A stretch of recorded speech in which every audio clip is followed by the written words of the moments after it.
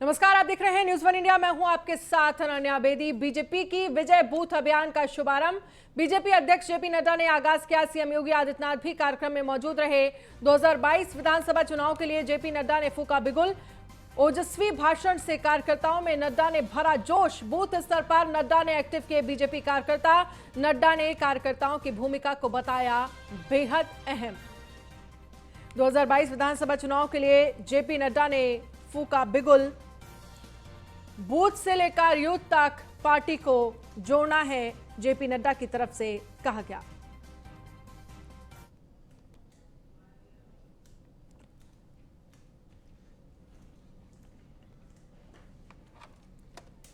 तो BJP booth अभियान, BJP का प्लान इस बूथ से कार्यकर्ताओं को जोड़ना है। ज्यादा से ज्यादा लोगों तक अपनी बात कैसे पहुंचाई जाए, तो बीजेपी अध्यक्ष जेपी नड्डा ने किया आगाज। सीएम योगी आदित्यनाथ भी कार्यक्रम में रहे मौजूद। 2022 विधानसभा चुनाव के लिए जेपी नड्डा ने फूका बिगुल। ओजस्वी भाषण से कार्यकर्ताओं में नड्डा ने भरा जोश। बूथ स्तर पर नड्डा ने एक्टिव किए बीजेपी कार्यकर्ता। नड्डा ने कार्यकर्ताओं की भूमिका को बताया बेहद अहम।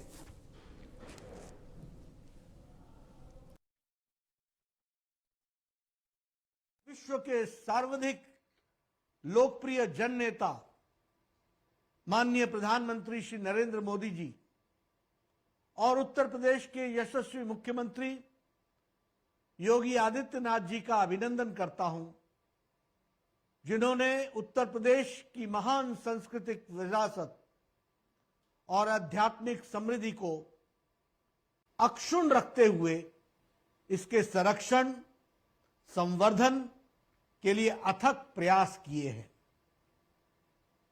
इस बात को कौन भूल सकता है कि यह पावन धरा राजनीति में एकात्म मानववाद का दर्शन देने वाले पंडित दीनदयाल उपाध्याय जी की कर्म भूमि रही है।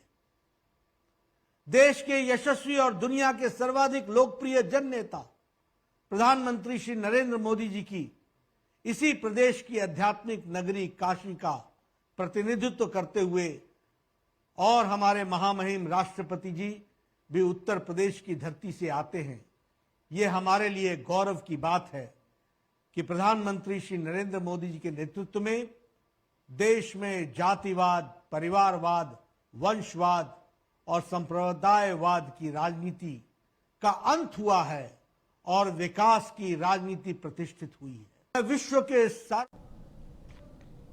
और लखनऊ से बड़ी खबर आपको दिखा रहे हैं। प्रियंका गांधी ने की 2022 चुनाव को लेकर बैठक। कांग्रेस नेताओं के साथ प्रियंका ने की संगठन की बैठक के बाद कौल निवास के लिए निकली प्रियंका गांधी। तो बड़ी खबर आपको दिखा रहे हैं, जहां पर वो बैठक के बाद कौल निवास के लिए निकली हैं। तो कांग्रेस नेताओं के साथ प्रियंका ने की संगठन की बैठक के बाद कौल निवास के लिए निकली हैं प्रियंका गांधी। तो प्रियंका गांधी ने की 2022 चुनाव को लेकर बैठक। बड़ी खबर आपको दिखा रहे हैं, कांग्रेस नेताओं के साथ प्रियंका ने की संगठन की बैठक के बाद कौल निवास के लिए निकली प्रियंका गांधी।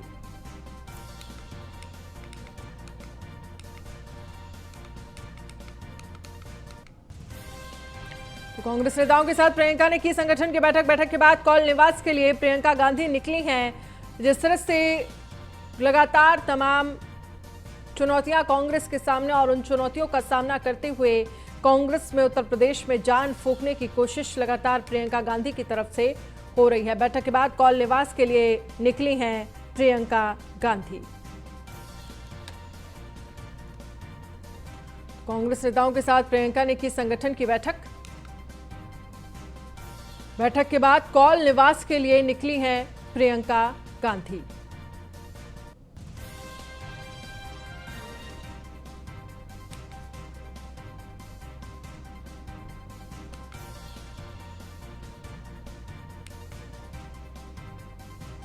प्रियंका गांधी ने 2022 चुनाव को लेकर बैठक की है। बड़ी खबर आपको दिखा रहे हैं, कांग्रेस नेताओं के साथ प्रियंका ने संगठन की बैठक की है।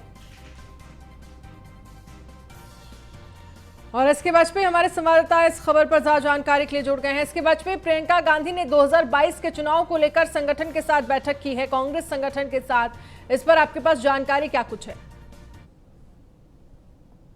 गांधी उत्तर प्रदेश में लगातार एक्टिव हैं, चाहे वो ट्विटर के माध्यम से हो या लगातार उत्तर प्रदेश के विभिन्न जिलों का दौरा करने से हो। लगातार वो उत्तर प्रदेश के हर छोटे बड़े मुद्दे को लेकर कहीं न कहीं सरकार को घेरने की कोशिश करती रही है। वो लखनऊ में है, आज उनके दौरे का तीसरा दिन है। निश्चित है कि उन्होंने इस दौरान पार्टी पदाधिकारियों से अलग अलग क्रम में बैठक की है, जिसमें सेवा दल के कार्यकर्ता प्रदेश स्तर के पदाधिकारी हैं उनके साथ ही साथ जो संगठन से जुड़े हुए लोग पूरे प्रदेश भर के विभिन्न जिलों से उनके साथ भी अलग प्रियंका गांधी कोशिश कर रहे हैं कि उत्तर प्रदेश में संगठन को मजबूत किया जाए, क्योंकि उत्तर प्रदेश में कांग्रेस का संगठन, अगर हम बाकी विपक्षी पार्टियों की बात करें तो चाहे वो समाजवादी पार्टी हो, बहुजन समाज पार्टी हो या फिर बीजेपी हो, उनसे सबसे कमजोर स्थिति में है। तो कहीं न कहीं प्रियंका गांधी का पहला जोर इसी बात को लेकर है कि उत्तर प्रदेश में अपने संगठन को मजबूत किया जाए, कार्यकर्ताओं में एक जान फूंकी जाए और लगातार उत्तर प्रदेश के लोगों को एक संदेश दिया जाए कि किस तरीके से कांग्रेस आगे बढ़ेगी, क्या मुद्दे होंगे जिनको लेकर कांग्रेस आगे चलेगी। कहीं न कहीं एक कोशिश प्रियंका गांधी की जरूर है। हालांकि वो लखनऊ में कैंप करेगी, जिसके लिए उन्होंने कॉल हाउस को अपना आशियाना भी बना लिया है। पहले भी जब वो आई हैं तो रुकती रही हैं और इस बार भी वो वहीं रुकी हैं। उसके बाद लगातार प्रदेश कार्यालय पर उनकी बैठकों का दौर चला है। कल वो रायबरेली में रहेंगी और कहीं न कहीं पार्टी पदाधिकारियों के साथ, सेवा दल के कार्यकर्ताओं के साथ, जिला पंचायत सदस्यों के साथ और विभिन्न जो पंचायत से जुड़े हुए प्रतिनिधि हैं उनके साथ में बैठकों का दौर। लेकिन इन सब के बीच जिस तरह से हम देख रहे हैं लगातार प्रियंका गांधी यहां पर बैठकों का दौर जारी है, संगठन के तमाम ये कहा जा सकता है कि कार्यकर्ताओं से मुलाकात हो रही है, पदाधिकारी से मुलाकात हो रही है। सवाल यही है कि कांग्रेस की अगर हम पिछले समय की स्थिति की बात करें तो क्या स्थिति पिछले चुनाव में, अगर हम उत्तर प्रदेश की बात करें, चाहे आप ब्लॉक प्रमुख चुनाव की बात कर लीजिए, चाहे जिला पंचायत अध्यक्ष के चुनाव की बात कर लीजिए, स्थिति बेहद खराब प्रदर्शन कांग्रेस कर रहा है। ऐसे में विधानसभा चुनाव में किस तरह से पार्टी को मजबूती मिले, उसको लेकर पुरजोर ये कोशिश हो रही है। कांग्रेस में जान फूंकने की लगातार कोशिश प्रियंका गांधी कर रही हैं।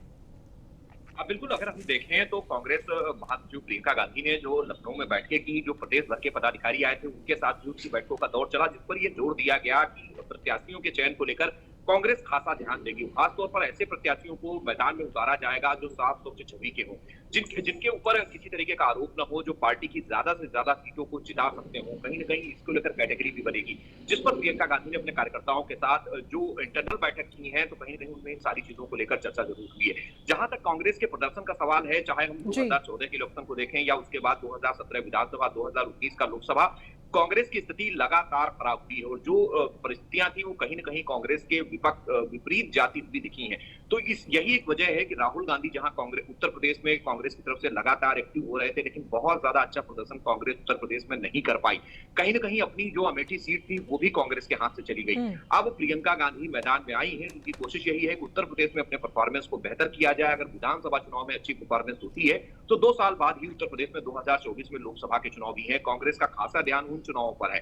तो निश्चित है कि कांग्रेस कोशिश कर रही है कि विधानसभा चुनाव के दौरान अपने संगठन को मजबूत किया जाए और उसके बाद 2024 के लोकसभा चुनाव में कहीं न कहीं बेहतर परफॉर्मेंस दी जाए। हालांकि इन चीजों का कितना फायदा होगा ये तो अभी नहीं कहा जा सकता, लेकिन कांग्रेस महासचिव लगातार इस कोशिश बिल्कुल इसका कितना फायदा होगा ये तो आने वाले विधानसभा चुनाव में पता चलेगा। बहुत बहुत शुक्रिया इसके वाजपेयी तमाम जानकारी के लिए।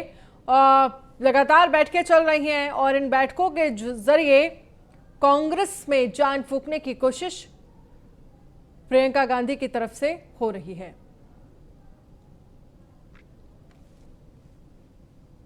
तो बैठक के बाद कॉल निवास के लिए हालांकि अब प्रियंका गांधी निकल गई हैं।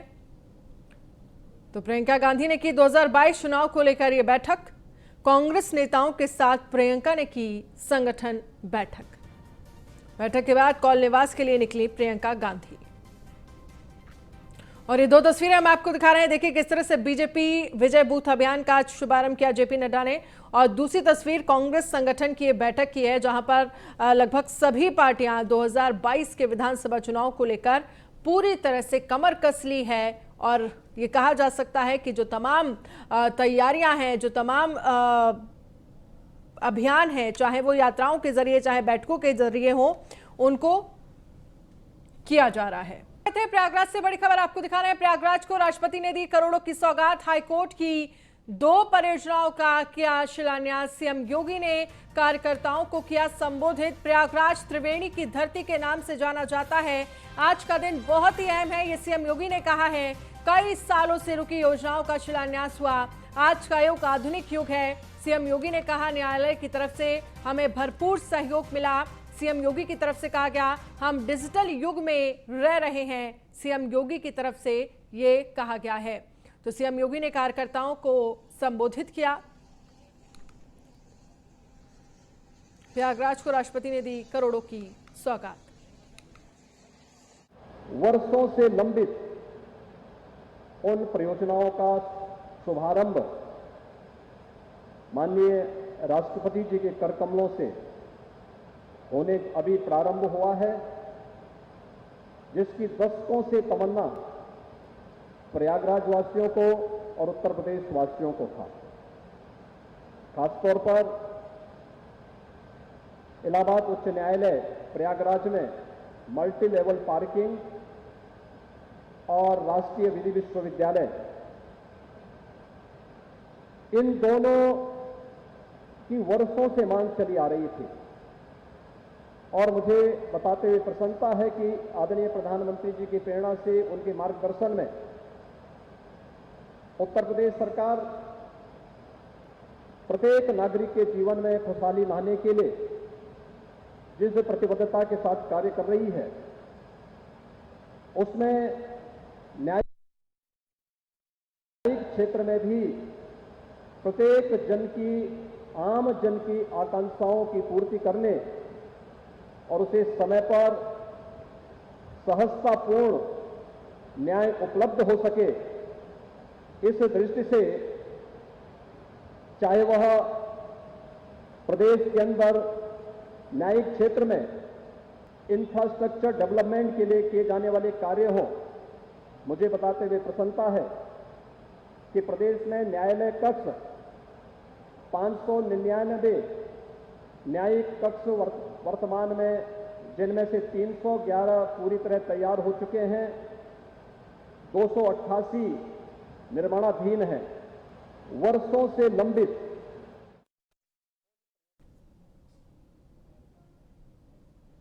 और वहीं मध्य प्रदेश सरकार अपराध को रोकने के लिए एक नया कानून पेश कर सकती है। इस कानून में अपराधियों का पैसा और संपत्ति गरीबों में बांटने का प्रावधान होगा। मध्य प्रदेश के गृह मंत्री नरोत्तम मिश्रा ने कहा, यह कानून उत्तर प्रदेश के गैंगस्टर एक्ट से भी ज्यादा सख्त हो सकता है।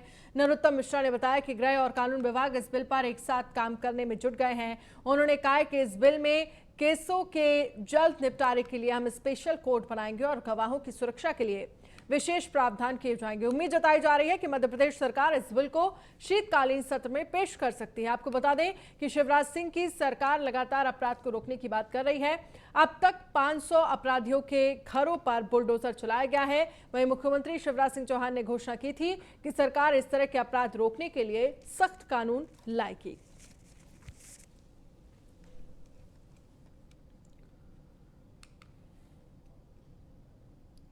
पंजाब के मुख्यमंत्री कैप्टन अमरिंदर सिंह के त्योहारों के मौसम को देखते हुए मौजूदा कोविड पाबंदियों को 30 सितंबर तक बढ़ा दिया है। राजनीतिक जनसभाओं समेत सभी कार्यक्रमों में 300 लोगों के शामिल होने की अनुमति होगी। वहीं मास्क पहनने और सामाजिक दूरी को सख्ती से लागू करने का अनिवार्य होगा। वो किसी भी कार्यक्रम में शामिल होने वाले प्रत्येक व्यक्ति का टीकाकरण होना अनिवार्य कर दिया है, या फिर एक खुराक तो लगी होनी चाहिए। कोविड समीक्षा की एक उच्च स्तरीय वर्चुअली बैठक की अध्यक्षता करते हुए मुख्यमंत्री कैप्टन अमरिंदर सिंह ने आदेश दिया है कि टेस्टिंग क्षमता को बढ़ाते हुए इसे मौजूदा 45,000 प्रतिदिन से बढ़ाकर 50,000 प्रतिदिन किया जाए, ताकि कोविड की संबंधित तीसरी लहर पहले से ही तैयारियों की जा सके। मुख्यमंत्री ने त्योहारी सीजन में भीड़भाड़ वाली जगहों पर जांच का निर्देश दिया है।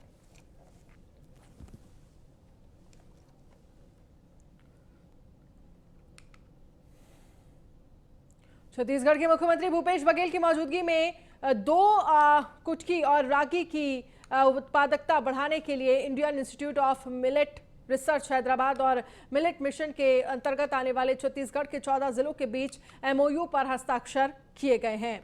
Institute of millet research millet उत्पादन बढ़ाने के लिए छत्तीसगढ़ के किसानों को तकनीकी जानकारी देगा। इसके साथ ही उच्च क्वालिटी के बीज सीड बैंक की स्थापना में मदद और प्रशिक्षण में मदद की जाएगी। इस मौके पर मुख्यमंत्री भूपेश बघेल ने कहा है कि छत्तीसगढ़ आने वाले समय में देश को मिलेट का हब बनेगा। मिलेट मिशन के आगामी 5 सालों के लिए 170 करोड़ 30 लाख रुपए का प्रबंधन डीएमएफ और अन्य माध्यमों से किए जाने का भी निर्णय लिया गया है। उन्होंने कहा है कि मिलेट मिशन के अंतर्गत 2 कुटकी और रागी की फसल लेने वाले किसानों को 9,000 रुपए प्रति एकड़ तथा धान के बदले 2 कुटकी और रागी लेने पर 10,000 रुपए प्रति एकड़ आदान सहायता दी जाएगी। आपको बता दें कि मिलेट मिशन के अंतर्गत प्रथम चरण में 14 जिलों के साथ एमओयू किया गया है।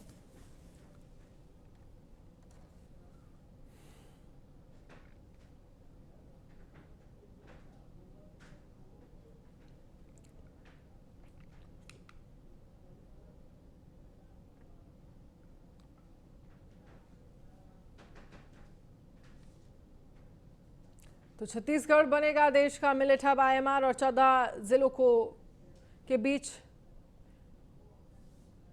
एमओयू साइन हुआ है। किसानों को दी जाएगी बड़ी सहायता। किसानों, महिला समूह, युवाओं को मिलेगा रोजगार। तो सीएम ने किया मिलेट मिशन का शुभारंभ। छत्तीसगढ़ बनेगा देश का मिलेट हब।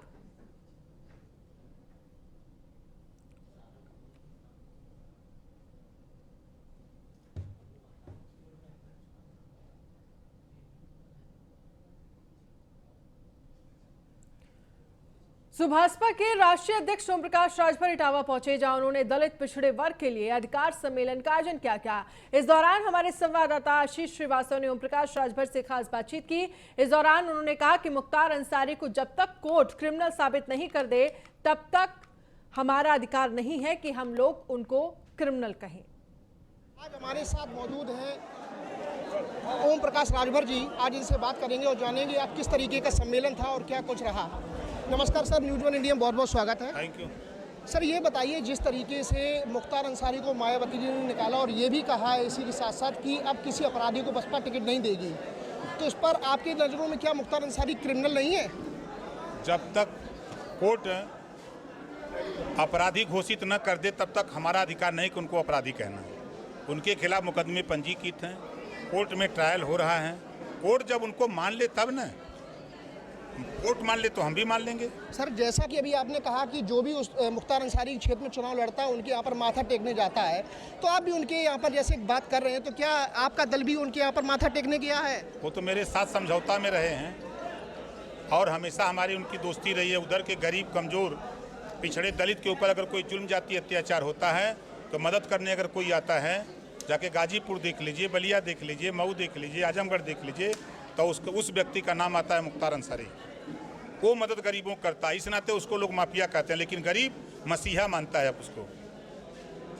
और सर, यूपी में कौन कौन से मुख्य एजेंडे रहेंगे जो आपकी पार्टी लेके आएगी और जो चुनाव लड़ेगी, कितनी सीटों पे लड़ेगी? देखिए, हम एक मोर्चा बनाए हैं, भागीदारी संकल्प मोर्चा, जिसमें प्रेमचंद प्रजापति, बाबू रामपाल, रामसागर बिंद, रामकर्ण कश्यप, अनिल चौहान, असदुद्दीन ओवैसी, हम 10 लोग मिलकर के एक मोर्चा बनाए हैं और मोर्चा 403 सीटों पर चुनाव लड़ने की तैयारी में है।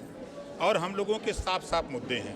हमारी सरकार बनती है तो 5 साल घरेलू बिजली का बिल लगातार हम माफ़ करेंगे, गरीबों का इलाज 5 साल फ्री करेंगे, हम उत्तर प्रदेश में जातिवार जनगणना करा के मानेंगे, हम सामाजिक न्याय समिति की रिपोर्ट हम लागू करके मानेंगे, हम उत्तर प्रदेश में अमन चैन चाहते हैं, हम भाईचारा चाहते हैं, हम हिंदू मुसलमान नफरत की राजनीति नहीं होने देंगे।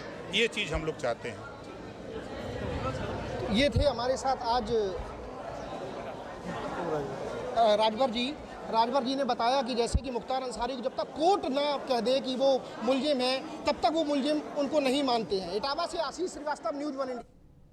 और बरेली स्थित दरगाह आला हजरत के फरमान को जारी करते हुए बताया गया कि दरगाह के दारुल उलूम मजरे इस्लाम अफ्रीकी हॉस्टल रजा मस्जिद जैसी जगहों पर कहीं भी निकाह नहीं पढ़ाया जाएगा। दरअसल तमाम ऐसे मामले सामने आ रहे थे जहां पर गैर मजहब के या फिर मुस्लिम मजहब के ही लड़का और लड़की अपने घर वालों की मर्जी के बगैर भाग कर निकाह करने के लिए आ रहे थे, जिसके बाद से विवाद की स्थिति उत्पन्न होती थी। लिहाजा दरगाह के सज्जादा नशी शुभधानी मियाँ ने यह संदेश जारी किया है और बाकायदा इसके पोस्टर और बैनर भी दरगाह के आसपास लगा दिए गए हैं। तो दरगाह आला हजरत का नया फरमान ये जारी हुआ है।